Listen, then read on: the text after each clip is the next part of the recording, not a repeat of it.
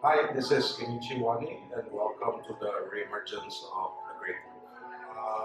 Basically, I've been painting with my older technique for a while now, maybe about 3 4 years, and I've noticed that I have a difficulty on trying to progress from it now.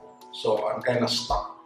So I decided to go back to my older style because I've actually always wanted to. So it was since last year I really wanted to go back to it. So this year I decided to really go back and to try to evolve it further.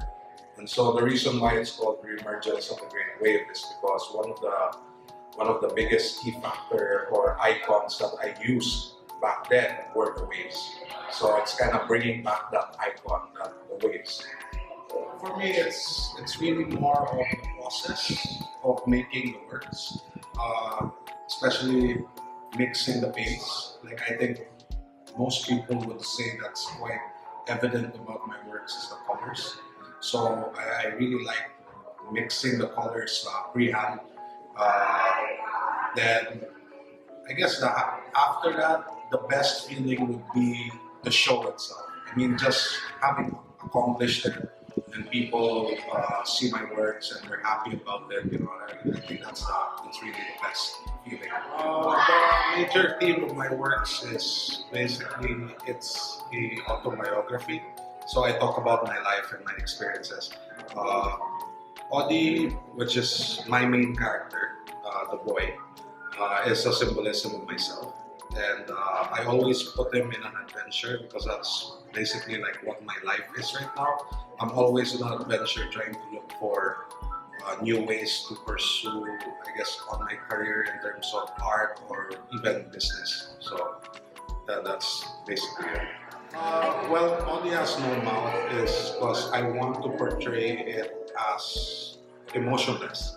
But the funny thing is, even without the mouth, the viewer will has his or her own biases. So the way they portray a character that doesn't show an emotion will still, through their memory, kind of give them a certain emotion. So I wanted that feeling that there's no mouth, so it's for them to decide through their memory and experiences if this painting is happy or if this painting is sad. So yeah, so I like to leave it in the imagination of the viewers. I have a lot of favorite artists, but I think the ones that are very influential, and I guess maybe my most favorites would be, I mean, as common as it is, Van Gogh is definitely one of my most favorites. I think the moment I learned about him, I just became obsessed. Uh, Van Gogh, Van Gogh's color has definitely helped me with my colors. Then another artist would be Takashi Murakami. Uh, Takashi Murakami would most probably be the first contemporary artist that I learned about, and the way he uses his iconography and even just the way he makes his works is just amazing. That kind of influenced me in a way on a lot of my icons and my patterns and whatnot.